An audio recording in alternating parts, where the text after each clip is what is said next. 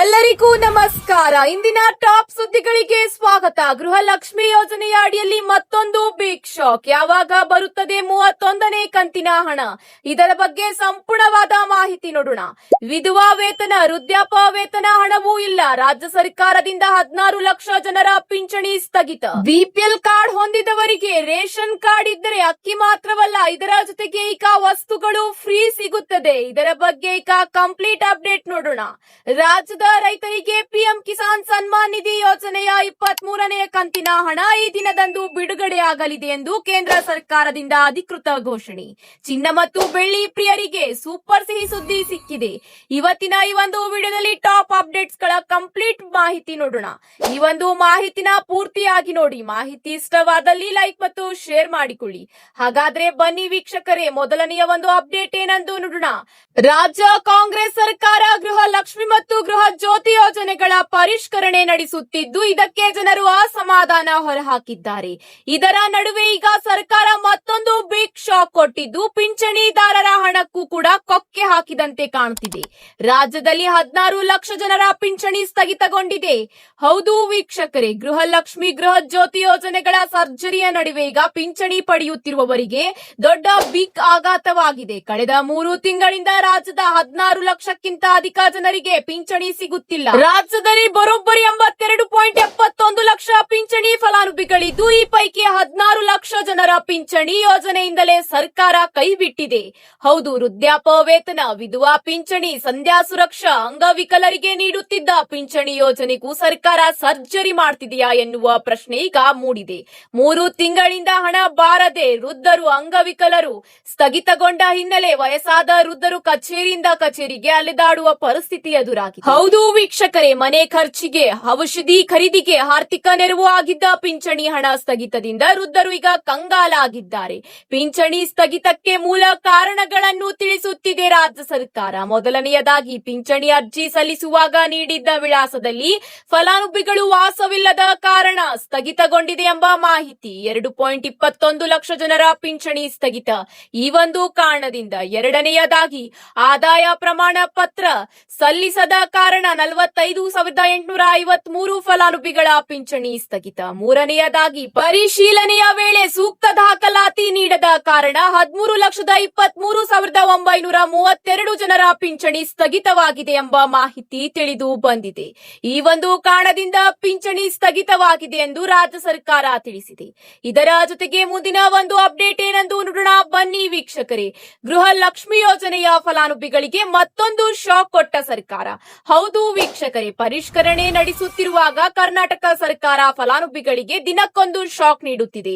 ಇದೀಗ ಗೃಹಲಕ್ಷ್ಮಿ ಯೋಜನೆ ಕುರಿತು ಮತ್ತೊಂದು ಬದಲಾವಣೆ ಸೂಚಿಸಿದೆ. ಗೃಹಲಕ್ಷ್ಮಿ ಯೋಜನೆ ಪರಿಷ್ಕರಣೆ ನಡೆಸುತ್ತಿರುವ ಸರ್ಕಾರ ಈಗಾಗಲೇ 3 ಲಕ್ಷಕ್ಕೂ ಅಧಿಕ ಫಲಾನುಭವಿಗಳ ಹೆಸರನ್ನು ಕಿತ್ತು ಹಾಕಿದೆ. ಮೃತರ ಹೆಸರಿನಲ್ಲೂ ಗೃಹಲಕ್ಷ್ಮಿ ಯೋಜನೆಯ ಹಣ ಸಂದಾಯವಾಗುತ್ತಿದ್ದು, ದುರುಪಯೋಗ ತಡೆಯುವ ನಿಟ್ಟಿನಲ್ಲಿ ಇವರ ಹೆಸರನ್ನು ಕಿತ್ತು ಹಾಕಿದೆ.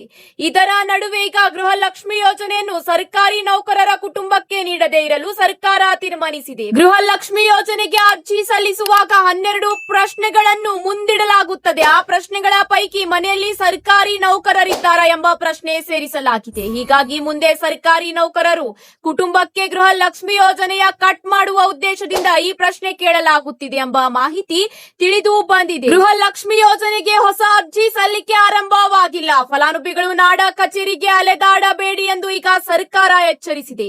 ಹೌದು ವೀಕ್ಷಕರೇ, ಈ ಬಗ್ಗೆ ಇನ್ನು ತಾಂತ್ರಿಕ ಸಿದ್ಧತೆ ಮಾಡಿಕೊಳ್ಳಲಾಗುತ್ತಿದ್ದು, ನಂತರವೇ ಹೊಸ ಅರ್ಜಿ ಸಲ್ಲಿಕೆ ಆರಂಭವಾಗುತ್ತದೆ. ಈವರೆಗೆ ಯಾವುದೇ ಅರ್ಜಿ ಆಹ್ವಾನ ಮಾಡಿಲ್ಲ ಎಂದು ಈಗ ಸರ್ಕಾರ ಸ್ಪಷ್ಟಪಡಿಸಿದೆ. ಹೌದು ವೀಕ್ಷಕರೇ, ಅತಿ ಶೀಘ್ರದಲ್ಲೇ ಅರ್ಜಿ ಆಹ್ವಾನ ಆಗುತ್ತದೆ. ಇನ್ನು ಅರ್ಜಿ ಆಹ್ವಾನ ಆರಂಭವಾಗಿಲ್ಲ. ಇದಕ್ಕಾಗಿ ಎಲ್ಲಾ ಫಲಾನುಭವಿಗಳು ನಾಡ ಕಚೇರಿಗೆ ಬರುವಂತಿಲ್ಲ ಎಂದು ಸರ್ಕಾರ ತಿಳಿಸಿದೆ. ಒಟ್ಟಿನಲ್ಲಿ ಗೃಹಲಕ್ಷ್ಮಿ ಯೋಜನೆಯ ಲಾಭ ಪಡೆಯಲು ಬಾಕಿ ಇರುವ ಮಹಿಳೆಯರಿಗೆ ಶೀಘ್ರದಲ್ಲೇ ಅವಕಾಶ ಸಿಗಲಿದ್ದು, ಈ ಬಾರಿ ತಾಂತ್ರಿಕವಾಗಿ ಹೆಚ್ಚಿನ ಭದ್ರತೆಯೊಂದಿಗೆ ಅರ್ಜಿ ಸ್ವೀಕರಿಸಲು ಸರ್ಕಾರ ಸಜ್ಜಾಗುತ್ತಿದೆ. ಇದೇ ಅಷ್ಟೇ ಅಲ್ಲ, 31ನೇ ಕಂತಿಗಾಗಿ ಕಾಯುತ್ತಿರುವ ಗೃಹಿಣಿಯರಿಗೆ ಗುಡ್ ನ್ಯೂಸ್ ಬಂದಿದೆ. 31ನೇ ಕಂತಿನ ಹಣವು ಮಹಿಳೆಯರ ಖಾತೆಗೆ ವರ್ಗಾವಣೆಯಾಗುತ್ತಿದೆ ಎಂಬ ಮಾಹಿತಿ ಲಭ್ಯವಾಗಿದೆ. ಹೌದು ವೀಕ್ಷಕರೇ, ಇದೀಗ ಬರ್ತಿರ್ತಕ್ಕಂತಹ ಒಂದು ಟಾಪ್ ಬ್ರೇಕಿಂಗ್ ಸುದ್ದಿಯಾಗಿದೆ. ಮಹಿಳೆಯರಿಗೆ ಸೇರುತ್ತಿದೆ 31ನೇ ಕಂತಿನ ಹಣ. ಹೌದು, ಒಂದು ವಾರದಲ್ಲಿ ಎಲ್ಲಾ ಜಿಲ್ಲೆಯ ಮಹಿಳೆಯರ ಖಾತೆಗೆ 31ನೇ ಕಂತಿನ ಹಣ ವರ್ಗಾವಣೆಯಾಗಲಿದೆ. ಇದರ ಜೊತೆಗೆ ಮುಂದಿನ ಒಂದು ಅಪ್ಡೇಟ್ ಏನೆಂದು ನೋಡೋಣ ಬನ್ನಿ ವೀಕ್ಷಕರೇ. ದೇಶಾದ್ಯಂತ ಕೋಟ್ಯಾಂತರ ರೈತರಿಗೆ ಕೇಂದ್ರ ಸರ್ಕಾರ ಭರ್ಜರಿ ಸಿಹಿ ಸುದ್ದಿ ನೀಡಿದೆ. ಪಿಎಂ ಕಿಸಾನ್ ಸನ್ಮಾನ್ ನಿಧಿ ಯೋಜನೆಯ 23ನೇ ಕಂತಿನ ಹಣ ಬಿಡುಗಡೆ ದಿನಾಂಕವನ್ನು ಕೇಂದ್ರ ಸರ್ಕಾರ ಅಧಿಕೃತವಾಗಿ ಘೋಷಣೆ ಮಾಡಿದೆ. ಬರುವ ಜೂನ್ 20ರಂದು ದೇಶಾದ್ಯಂತ ಸುಮಾರು 9 ಕೋಟಿಗೂ ಹೆಚ್ಚು ರೈತರ ಬ್ಯಾಂಕ್ ಖಾತೆಗಳಿಗೆ ನೇರವಾಗಿ 2,000 ರೂಪಾಯಿ ಹಣ ಜಮೆಯಾಗಲಿದೆ. ಹೌದು ಸ್ನೇಹಿತರೆ, ಕೇವಲ 3 ದಿನಗಳಲ್ಲಿ ರೈತರ ಖಾತೆಗೆ ಬರಲಿದೆ 23ನೇ ಕಂತಿನ 2,000 ರೂಪಾಯಿ ಹಣ. ಆದರೆ ಈ ಹಣ ಪಡೆಯಲು ರೈತರು ಒಂದು ಪ್ರಮುಖ ಕಾರ್ಯವನ್ನು ಕಡ್ಡಾಯವಾಗಿ ಪೂರ್ಣಗೊಳಿಸಬೇಕೆಂದು ಕೇಂದ್ರ ಸರ್ಕಾರ ತಿಳಿಸಿದೆ. ಹೌದು ವೀಕ್ಷಕರೇ, 23ನೇ ಕಂತಿನ ಹಣ ಪಡೆಯಲು ಎಲ್ಲಾ ರೈತರು ಈ ಕೆವೈಸಿ ಪ್ರಕ್ರಿಯೆಯನ್ನು ಕಡ್ಡಾಯವಾಗಿ ಪೂರ್ಣಗೊಳಿಸಬೇಕು ಎಂದು ಸರ್ಕಾರ ಸ್ಪಷ್ಟಪಡಿಸಿದೆ. ಒಂದು ವೇಳೆ ಈ ಕೆವೈಸಿ ಪೂರ್ಣಗೊಳಿಸದಿದ್ದರೆ ಈ ಕಂತಿನ ಹಣ ರೈತರ ಖಾತೆಗೆ ಜಮೆಯಾಗುವುದಿಲ್ಲ. ನಕಲಿ ಫಲಾನುಭವಿಗಳನ್ನು ತಡೆಯಲು ಅರ್ಹ ಸಣ್ಣ ಮತ್ತು ಅತಿ ಸಣ್ಣ ರೈತರಿಗೆ ಮಾತ್ರ ಯೋಜನೆಯ ಲಾಭ ತಲುಪಿಸುವ ಉದ್ದೇಶದಿಂದ ಈ ನಿಯಮವನ್ನು ಕಟ್ಟುನಿಟ್ಟಾಗಿ ಜಾರಿಗೊಳಿಸಲಾಗಿದೆ ಎಂದು ಕೇಂದ್ರ ಸರ್ಕಾರ ಸ್ಪಷ್ಟಪಡಿಸಿದೆ. ಇದರ ಜೊತೆಗೆ ಮುಂದಿನ ಒಂದು ಟಾಪ್ ಬ್ರೇಕಿಂಗ್ ಸುದ್ದಿ ಬರುತ್ತಿದೆ. ಆ ಒಂದು ಮಾಹಿತಿ ಏನೆಂದು ನೋಡೋಣ ಬನ್ನಿ ವೀಕ್ಷಕರೇ. ರೇಷನ್ ಕಾರ್ಡ್ ಹೊಂದಿದವರಿಗೆ ಸಿಹಿ ಸುದ್ದಿ ಎಂದೇ ಹೇಳಬಹುದು. ಅನ್ನಭಾಗ್ಯ ಯೋಜನೆಯ ಫಲಾನುಭವಿಗಳಿಗೆ ಲಾಭ ಸಿಗಲಿದೆ. ಹೌದು ವೀಕ್ಷಕರೇ, ಅನ್ನಭಾಗ್ಯ ಅಕ್ಕಿಯ ಜೊತೆಗೆ ಇಂದಿರಾ ಕಿಟ್ ನೀಡುವ ಕುರಿತು ಈಗಾಗಲೇ ಸಚಿವ ಸಂಪುಟ ಸಭೆಯಲ್ಲಿ ತೀರ್ಮಾನ ತೆಗೆದುಕೊಳ್ಳಲಾಗಿದೆ. ಮುಂದಿನ ತಿಂಗಳಿಂದ ಜನ ಸಾಮಾನ್ಯರಿಗೆ ಇಂದಿರಾ ಕಿಟ್ ವಿತರಣೆಯ ಸಾಧ್ಯತೆ ಇದೆ ಎಂಬ ಮಾಹಿತಿ ತಿಳಿದು ಬಂದಿದೆ. ಹೌದು ಸ್ನೇಹಿತರೆ, ಈ ಒಂದು ಪಡಿತರ ಚೀಟಿದಾರರಿಗೆ ತೊಗರೆಬೇಳೆ, ಸೂರ್ಯಕಾಂತಿ ಎಣ್ಣೆ, ಸಕ್ಕರೆ, ಉಪ್ಪು ಹೊಂದಿರುವ ಕಿಟ್ ವಿತರಿಸುವ ಸಲುವಾಗಿ ಇಲಾಖೆ ಈಗ 7-8 ತಿಂಗಳಿಂದ ಯೋಜನೆ ಅನುಷ್ಠಾನಕ್ಕಾಗಿ ಪೂರ್ವ ತಯಾರಿ ನಡೆಸಿದ್ದು, ಮುಂದಿನ ತಿಂಗಳಿಂದಲೇ ಈ ಒಂದು ಇಂದಿರಾ ಕಿಟ್ ಯೋಜನೆಯ ಭಾಗ್ಯ ಜನ ಸಾಮಾನ್ಯರಿಗೆ ಸಿಗಲಿದೆ. ಹೌದು ವೀಕ್ಷಕರೇ, ಇಂದಿರಾ ಕಿಟ್ ವಿತರಣೆಗಾಗಿ ಇಲಾಖಾ ರಾಜ್ಯದ 31 ಜಿಲ್ಲೆಗಳನ್ನು 5 ವಿಭಾಗವಾಗಿ ವಿಂಗಡಿಸಿದೆ ಎಂಬ ಮಾಹಿತಿಯು ಕೂಡ ತಿಳಿದು ಬಂದಿದೆ. ಅನ್ನಭಾಗ್ಯ ಯೋಜನೆಯ ಅಡಿಯಲ್ಲಿ ಅಕ್ಕಿ ಬದಲು ಬಿಪಿಎಲ್ ಮತ್ತು ಎಪಿಎಲ್ ಅಂತ್ಯೋದಯ ಕಾರ್ಡ್ದಾರರಿಗೆ ಪೋಷಕಾಂಶಯುಕ್ತ ಪದಾರ್ಥ ವಿತರಿಸುವ ಇಂದಿರಾ ಕಿಟ್ ಕಾರ್ಯಕ್ರಮವನ್ನು ಅನುಷ್ಠಾನ ತರಲಾಗುತ್ತದೆ. ಹೌದು ವೀಕ್ಷಕರೇ, ಈ ಒಂದು ಇಂದಿರಾ ಕಿಟ್ ನಲ್ಲಿ ತೊಗರೆಬೇಳೆ, ಸೂರ್ಯಕಾಂತಿ ಎಣ್ಣೆ, ಸಕ್ಕರೆ ಮತ್ತು ಉಪ್ಪು ಖರೀದಿದಾರರಿಗೆ ಕರೆದಿರುವ ಟೆಂಡರ್ ಪ್ರಕ್ರಿಯೆ ಇನ್ನೂ ಅಂತಿಮಗೊಂಡಿಲ್ಲ. ಅಂತಿಮಗೊಂಡ ನಂತರ ಶೀಘ್ರದಲ್ಲೇ ಮುಂದಿನ ತಿಂಗಳಿಂದ ವಿತರಿಸುವ ಸಾಧ್ಯತೆ ಇದೆ. ಇದರ ಜೊತೆಗೆ ಮುಂದಿನ ಒಂದು ಅಪ್ಡೇಟ್ ಏನೆಂದು ನೋಡೋಣ ಬನ್ನಿ ವೀಕ್ಷಕರೇ. ಬೆಳ್ಳಿ ಮತ್ತು ಬಂಗಾರ ಪ್ರಿಯರಿಗೆ ಇಂದು ಗುಡ್ ನ್ಯೂಸ್ ಬಂದಿದೆ. ಇಂದು 22 ಕ್ಯಾರೆಟ್ ಮತ್ತು 24 ಕ್ಯಾರೆಟ್ ಚಿನ್ನದ ದರಗಳು ಕುಸಿದಿದ್ದು, ಚಿನ್ನ ಖರೀದಿಸಲು ಯೋಚಿಸುತ್ತಿರುವವರಿಗೆ ಲಾಭದಾಯಕವಾಗಿದೆ. ಆದರೆ ಬೆಳ್ಳಿ ಬೆಲೆಯಲ್ಲಿ ಯಾವುದೇ ಬದಲಾವಣೆ ಕಂಡು ಬಂದಿಲ್ಲ. ಬೆಂಗಳೂರಿನಲ್ಲಿ ಇಂದು 22 ಕ್ಯಾರೆಟ್ 1 ಗ್ರಾಂ ಚಿನ್ನದ ಬೆಲೆ 13,850 ರೂಪಾಯಿ ದಾಖಲಾತಿಯಾಗಿದ್ದರೆ 24 ಕ್ಯಾರೆಟ್ 1 ಗ್ರಾಂ ಚಿನ್ನದ ಬೆಲೆ 15,110 ರೂಪಾಯಿ ದಾಖಲಾತಿಯಾಗಿದೆ. ಹೌದು ವೀಕ್ಷಕರೇ, ಇಂದು ಪ್ರಮುಖ ನಗರಗಳಲ್ಲಿ ಎಷ್ಟಿದೆ ಎಂದು ನೋಡೋಣ ಬನ್ನಿ. 22 ಕ್ಯಾರೆಟ್ 10 ಗ್ರಾಂ ಚಿನ್ನದ ಬೆಲೆ ಚೆನ್ನೈನಲ್ಲಿ 1,40,300 ರೂಪಾಯಿ ದಾಖಲಾತಿಯಾಗಿದ್ದರೆ ಮುಂಬೈನಲ್ಲಿ 1,38,500 ರೂಪಾಯಿ ದಾಖಲಾತಿಯಾಗಿದೆ. ಬೆಂಗಳೂರಿನಲ್ಲಿ 1,38,500 ರೂಪಾಯಿ ದಾಖಲಾತಿಯಾಗಿದೆ. ಇಂದು 22 ಕ್ಯಾರೆಟ್ ಮತ್ತು 24 ಕ್ಯಾರೆಟ್ 10 ಗ್ರಾಂ ಚಿನ್ನದ ಬೆಲೆಯಲ್ಲಿ ಕ್ರಮವಾಗಿ 250 ರೂಪಾಯಿ ಮತ್ತು 270 ರೂಪಾಯಿಗಳಷ್ಟು ಇಳಿಕೆಯಾಗಿದೆ. ಆದರೆ ಇಂದು ಬೆಳ್ಳಿ ಬೆಲೆಯಲ್ಲಿ ಯಾವುದೇ ವ್ಯತ್ಯಾಸ ಕಂಡು ಬಂದಿಲ್ಲ.